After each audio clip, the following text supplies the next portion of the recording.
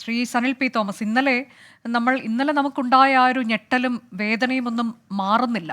അപ്പോഴാണ് ഇന്ന് വിനേഷിന്റെ ഭാഗത്തുനിന്നൊരു തീരുമാനമുണ്ടായത്. ഗുസ്തിയോട് തന്നെ വിട പറഞ്ഞിരിക്കുന്നു. ഇനി തൻ്റെ സ്വപ്നങ്ങളെല്ലാം അവസാനിച്ചിരിക്കുന്നു, കരുത്തില്ല എന്ന് പറയുകയാണ് ഈ ഗുസ്തി ഗോദയിലെ ഏറ്റവും കരുത്തയായ നമ്മളുടെ ഒരു താരം. അതുണ്ടാക്കിയ വേദന എത്രയാണ്? താങ്കൾ ഇതെല്ലാം നിരീക്ഷിച്ചു കൊണ്ടിരിക്കുന്ന ഒരു ജേർണലിസ്റ്റ് എന്നുള്ള രീതിയിൽ കൂടി ഇതിലൊരു വ്യക്തിപരമായ വേദനയായി നമ്മളെല്ലാവരും, ഓരോ ഇന്ത്യക്കാരനും ആ വേദന അങ്ങനെ തന്നെ ഹൃദയത്തിലേക്ക് എടുത്തിരിക്കുകയാണ്.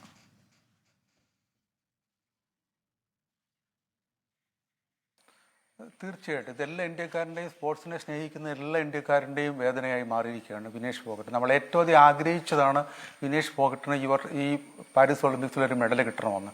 കാരണം 2016 മുതൽ വിനേഷ് ഫോഗട്ടിനെ ശ്രദ്ധിക്കുന്ന ഒരാളെന്ന നിലയിൽ 2016 റിയോ ഒളിമ്പിക്സിൽ അവർ 48 കിലോഗ്രാമിൽ മത്സരിക്കുന്നു.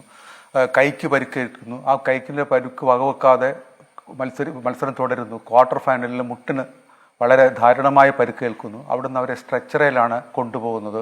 ഇത് കഴിഞ്ഞിട്ട് പിന്നീട് തിരിച്ചു വരാൻ പറ്റത്തില്ല എന്നൊക്കെ ഒരു തോന്നലുണ്ടായി. പക്ഷേ റീഹാബിലിറ്റേഷൻ എല്ലാം ശരിയായി തിരിച്ചെത്തി 2018 ജക്കാർത്ത ഏഷ്യൻ ഗെയിംസിൽ അവർ സ്വർണം നേടുമ്പോൾ ഞാൻ അതിന് സാക്ഷിയായിരുന്നു. അതിനുശേഷം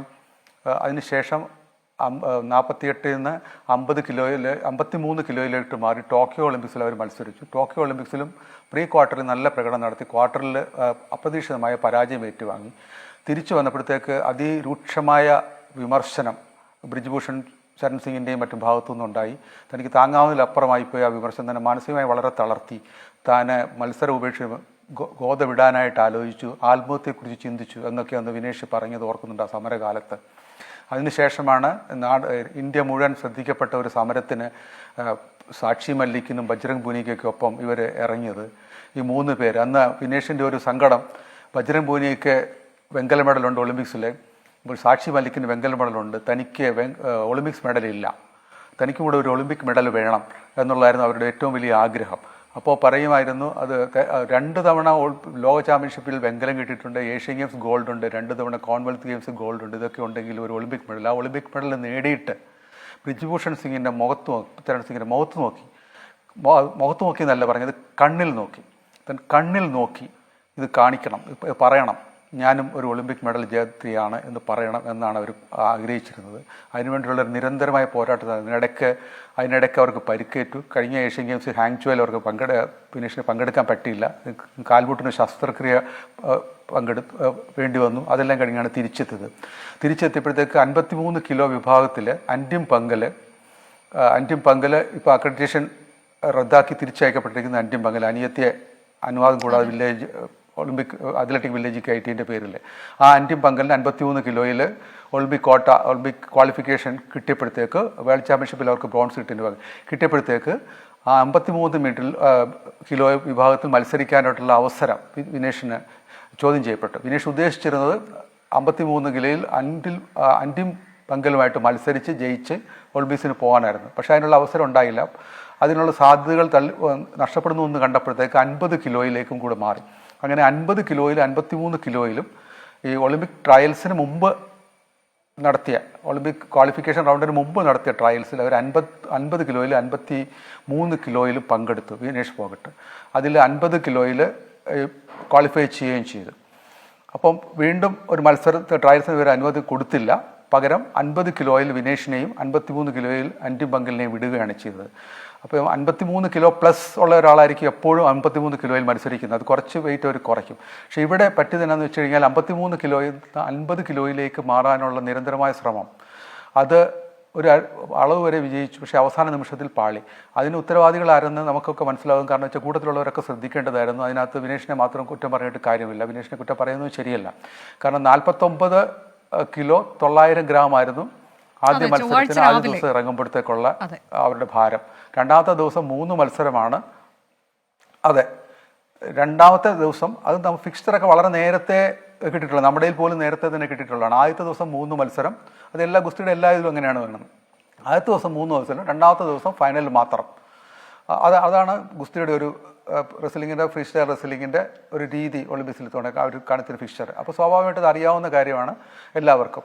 അപ്പോൾ ആദ്യത്തെ ഈ ഭക്ഷണമൊക്കെ കുറച്ച് വെയിറ്റ് 50 കിലോ താഴെയാക്കി യോഗ്യത നേടി ആദ്യത്തെ അവരെ സംബന്ധിച്ചിടത്തോളം ആദ്യത്തെ റൗണ്ട് ജയിച്ചപ്പോൾ തന്നെ, അതായത് തോൽവി അറിയാത്ത 86 മത്സരങ്ങൾ തോൽവി അറിയാത്ത ജാപ്പനീസ് താരത്തെ തോൽപ്പിച്ചപ്പോൾ തന്നെ അവർ മെഡൽ ഉറപ്പിച്ച സ്ഥിതി ആയിരുന്നു വിനേഷ് ഫോഗട്ടിനെ സംബന്ധിച്ചിടത്തോളം. എന്നിട്ട് വളരെ ഈസി ആയിട്ടാണ് പിന്നീടുള്ള റൗണ്ടുകളൊക്കെ ജയിച്ച് കയറിയത്. ഫൈനലിൽ അമേരിക്കൻ താരമായിട്ടുള്ളതാണ് മത്സരം. അപ്പം സ്വാഭാവികമായിട്ടും ഇടയ്ക്ക് 3 മത്സരങ്ങൾ ഒരു ദിവസം വന്നപ്പോഴത്തേക്ക് ഇടയ്ക്ക് അവർക്ക് കുറച്ച് വൈറ്റമിനും മറ്റ് എനർജിക്ക് വേണ്ടിയിട്ടുള്ള ഭക്ഷണങ്ങൾ പദാർത്ഥങ്ങളൊക്കെ കൊടുക്കേണ്ടി വന്നു. ഇതൊക്കെ സ്വാഭാവികമാണ്, എല്ലാവർക്കും അറിയാവുന്ന കാര്യമാണ്. പക്ഷേ എന്തുകൊണ്ടത് കൃത്യമായിട്ട് അവർ അളന്ന് നോക്കി ചെയ്തില്ല? അവർക്ക് ന്യൂട്രീഷൻ ഉണ്ട്, ഡോക്ടറുണ്ട്, ഇതിലാണ് സപ്പോർട്ട് സ്റ്റാഫ് എന്ന് പറഞ്ഞാൽ 117 അംഗ ഇന്ത്യൻ ടീമിൻ്റെ കൂടെ 140 പേരാണ് സപ്പോർട്ട് സ്റ്റാഫ്. ആ സപ്പോർട്ട് സ്റ്റാഫ് എന്തായിരുന്നു അവരുടെ ജോലി? മറ്റുള്ള രാജ്യങ്ങളിലാണ് ഇത് സമ്മതിക്കുക? ഇല്ല. ഇവിടെ അവരുടെ വെയിറ്റ് നേരത്തെ ശ്രദ്ധിക്കുക, അതിന് വരെ മുടി വെട്ടുക, ഇതൊന്നും ഇങ്ങനെയാണ് ചെയ്യുന്നത്. മാത്രമല്ല രാത്രി മുഴുവൻ ഫൈനലിൽ ഇറങ്ങേണ്ട ഒരു താരത്തെ രാത്രി മുഴുവൻ പട്ടിണി കിട്ടുക, വെള്ളമില്ല, ഭക്ഷണം ഇല്ലാതെ രാത്രി മുഴുവൻ ജോഗ് ചെയ്യിക്കുക, സൈക്കിൾ ഔട്ട് ചെയ്യുക, അങ്ങനെ. അതിനുശേഷം പിറ്റേ ദിവസം ഇറങ്ങിയാൽ തന്നെ ഈ ഫൈനലിൽ അമേരിക്കൻ താരത്തിനെതിരെ ജയിക്കാൻ അത്ര എളുപ്പമായിരുന്നു എന്ന് തോന്നുന്നില്ല. പക്ഷേ മെഡൽ നഷ്ടപ്പെടത്തില്ലായിരുന്നു. റെസ്ലിംഗ് യുണൈറ്റഡ് വേൾഡ് റെസ്ലിംഗിൻ്റെ റൂൾ അനുസരിച്ച് രണ്ടാമത്തെ ദിവസം വീണ്ടും വെയിൻ ചെയ്യുമ്പോഴത്തേക്ക് ഓവർ വെയിറ്റ് ആയിക്കഴിഞ്ഞാൽ ഡിസ്ക്വാളിഫൈ ചെയ്യപ്പെടും, ഏറ്റവും പുറകിലത്തെ റാങ്കിലേക്ക് മാറ്റും എന്നുള്ള അവരുടെ റൂളാണ്. ആ റൂളിനെ നമുക്ക് ഇപ്പോഴത്തെ അവസ്ഥ ചലഞ്ച് ചെയ്യാൻ പറ്റത്തില്ല. റൂൾ മാറ്റണമെന്നൊക്കെ ആവശ്യങ്ങളൊക്കെ ഉയരുന്നുണ്ട്. പക്ഷേ ഇപ്പോൾ ആസ് ഓഫ് നൗ നമുക്കതൊന്നും പറയാൻ പറ്റത്തില്ല, അത് അംഗീകരിച്ചേ പറ്റത്തുള്ളൂ നമ്മൾ. പക്ഷേ അതെന്തുകൊണ്ട് ഇങ്ങനെ സംഭവിച്ചു എന്നുള്ളതാണ് നമ്മൾ അന്വേഷിക്കേണ്ടത്. ഇതിനകത്ത് ഇപ്പം ലോക പ്രശസ്തനായ ഗുസ്തി താരം ജോർദൻ ബറോസ് US-ൻ്റെ 6 തവണ ലോക ചാമ്പ്യൻഷിപ്പ് നേടിയ 2012 ലണ്ടൻ ഒളിമ്പിക്സിൽ ഗോൾഡ് നേടി അദ്ദേഹം വിനേഷിന് വെള്ളി കൊടുക്കണമെന്ന് ആവശ്യപ്പെട്ടു പരസ്യമായിട്ട് ട്വീറ്റ് ചെയ്തിട്ട് സനൽ പി തോമസ്, ഇപ്പോൾ ഇതിൽ നമ്മൾ ഈ വെയിറ്റിന്റെ കാര്യമൊക്കെ പറയുമ്പോൾ നമ്മളുടെ ഒരു സംശയം ഇതിൽ മാറുന്നില്ല. ഇപ്പോൾ ചൊവ്വാഴ്ച രാവിലെ 49 കിലോ 900 ഗ്രാം മത്സരത്തിന് മുൻപ്, അതിനുശേഷം മത്സരശേഷം ഇങ്ങനെ വെയിറ്റ് കൂടുന്നു എന്ന് പറയുമ്പോൾ ഒരുപാട് പേരൊക്കെ ചോദിക്കുന്നുണ്ട്, അങ്ങനെ വെയിറ്റ് എങ്ങനെയാണ് പെട്ടെന്ന് കൂടുന്നത്? അതുപോലെ വെയിറ്റ് കുറയ്ക്കാനുള്ള ശ്രമം നടത്തുന്നു, രാത്രി മുഴുവൻ കഠിനാധ്വാനത്തിലൂടെ വെയിറ്റ് കുറയ്ക്കാനുള്ള ശ്രമം നടത്തുന്നു, അപ്പോഴും വെയിറ്റ് കുറയുന്നുണ്ട് അവിടെ. അപ്പോൾ ഇതൊക്കെ എങ്ങനെ സാധ്യമാകും എന്നൊരു ചോദ്യം, അത് സ്വാഭാവികമായിട്ടും നമുക്കൊക്കെ തോന്നുന്ന ചോദ്യമാണ്.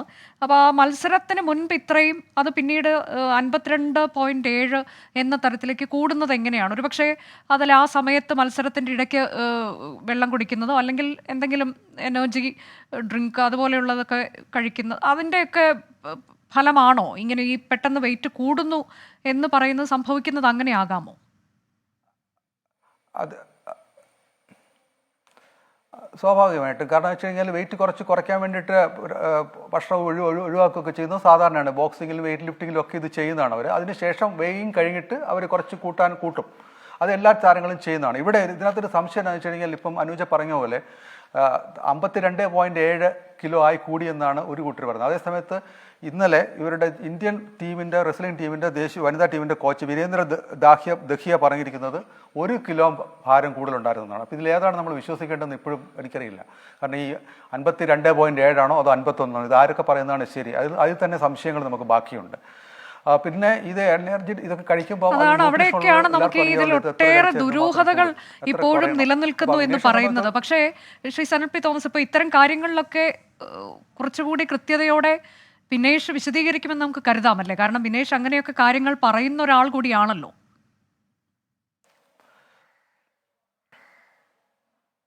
ഇതിന് ഞാനൊരു ഉദാഹരണം പറയും, ഇതിനകത്ത് എന്തുമാത്രം ശ്രദ്ധിക്കണമെന്നുള്ളതിന്. അതായത് 2012 ലണ്ടൻ ഒളിമ്പിക്സിൽ നമുക്ക് ഇപ്പോഴത്തെ പാരീസിൽ ഉള്ള ഇന്ത്യൻ സംഘത്തിൻ്റെ തലവൻ ഗഗൻ നാരംഗ് 2012 ലണ്ടൻ ഒളിമ്പിക്സിൽ എയർ റൈഫിൾ വിഭാഗത്തിൽ വെങ്കലം കിട്ടി. ഈ എയർ റൈഫിൾ വിഭാഗത്തിൽ ജാക്കറ്റ് അണിഞ്ഞുകൊണ്ട് മത്സരിക്കാൻ പറ്റത്തുള്ളൂ. ആ ജാക്കറ്റിന് തിക്നെസ് ഇത്ര വേണം, തിക്നെസ് 2.5 അതിൻ്റെ തിക്നെസ് 2.5 വേണം.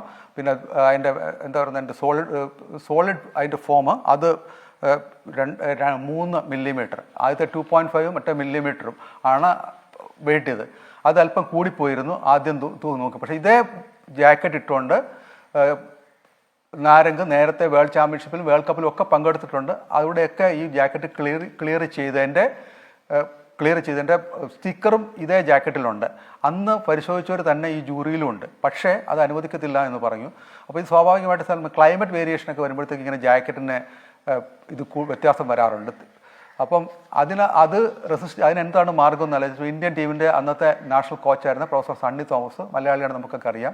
അദ്ദേഹം പറഞ്ഞ് റിസ്ക് എടുക്കാൻ പറ്റത്തില്ല എന്ന് പറഞ്ഞ് നാരങ്ങിനെ പിടിച്ചിരുത്തിയിട്ട് ആ കോട്ട് ബ്ലേഡ് ഉപയോഗിച്ച് അകത്തുനിന്ന് പല സ്ഥലത്തുനിന്ന് കീറിയപ്പോഴത്തേക്ക് അതിൻ്റെ ആ സ്വിഫ്റ്റ്നെസ് അതിൻ്റെ ഫ്ലെക്സിബിലിറ്റി കുറഞ്ഞാൽ അത് അഡ്വാൻറ്റേജ് ഉണ്ടാകും ഷൂട്ടർക്ക് എന്നുള്ളതാണ് തിയറി. അപ്പോൾ ഫ്ലെക്സിബിലിറ്റി കൂട്ടാൻ വേണ്ടിയിട്ടാണ് സണ്ണി തോമസ് സാറ് ഇങ്ങനെ ഇതിനകത്തൂടെ ബ്ലേഡ് കൊണ്ട് വരഞ്ഞ് ചെയ്തത്. അപ്പോൾ അത്രയും സെൻസിറ്റീവാണ് ഈ ഇഷ്യൂസ്. അപ്പോൾ അത്രയും കോഷ്യസ് ആയിരിക്കണം കൂടെ പോകുന്ന കോച്ചും മാനേജറും ഒക്കെ. ഇക്കാര്യത്തിൽ അതൊന്നും ഉണ്ടായില്ല എന്നുള്ളതാണ് വളരെ ദയനീയമായ അവസ്ഥ. എങ്ങനെ സംഭവിച്ചു? ഇതിനകത്ത് ഒരു കാര്യം കൊണ്ട് ഓർക്കണം. നേരത്തെ വിനേഷ് ഫോഗട്ടിനെ വിദേശത്ത് പരിശീലനത്തിന് അയക്കാൻ നേരത്ത് വിനേഷിൻ്റെ കൂടെയുള്ള സപ്പോർട്ട് സ്റ്റാഫിനെ മാറ്റി റെസ്ലിംഗ് ഫെഡറേഷൻ ഓഫ് ഇന്ത്യ അവരുടെ ഒരു ടീമിനെ അയക്കാനായിട്ട് ശ്രമിച്ചു. അന്ന് വിനേഷ് പറഞ്ഞു, ഇതെന്നെ ഡോപ്പിൽ എന്തെങ്കിലും കൊടുക്കാനുള്ളതാണ്, എനിക്ക് ഭയമുണ്ട്, അതുകൊണ്ട് ഇവരെ പറ്റത്തില്ല, എൻ്റെ സ്വന്തം വേണമെന്ന് പറഞ്ഞ് പ്രശ്നം ഉണ്ടാക്കിയിരുന്നു. അപ്പോൾ നമ്മുടെ മുന്നിലൊരു ഉദാഹരണമുണ്ട്. 2014 റിയോ ഒളിമ്പിക്സിൽ സുശീൽ കുമാറും നർസിംഗ് യാദവും ഒരേ വെയ്റ്റ് കാറ്റഗറി വന്നു. നർസിംഗ് യാദവാണ് ശരിക്കും ക്വാളിഫൈ ചെയ്തത്. പക്ഷേ നർസിംഗ് യാദവ് റിയോ ചെന്നപ്പോഴത്തേക്ക് ഡോപ്പിൽ പിടിച്ച് മത്സരിക്കാതെ തിരിച്ചു വന്നിരുന്നു. അന്ന് ഒത്തിരി ആരോപണം ഉണ്ടായിരുന്നു. ഇത് രണ്ടുപേരും കൂടെ വന്നതിൽ ആരോ ഇദ്ദേഹത്തെ ക്യാമ്പിൽ വെച്ച് ഡോപ്പിൽ കുടിക്കുന്നതാണ് എന്നുള്ള ഒരു ആരോപണം ഉണ്ടായി. അപ്പം നമുക്കിതൊന്നും പറയാൻ പറ്റത്തില്ല എന്തൊക്കെയാണ് ഇതിൻ്റെ പിന്നിൽ നടക്കുന്നത്.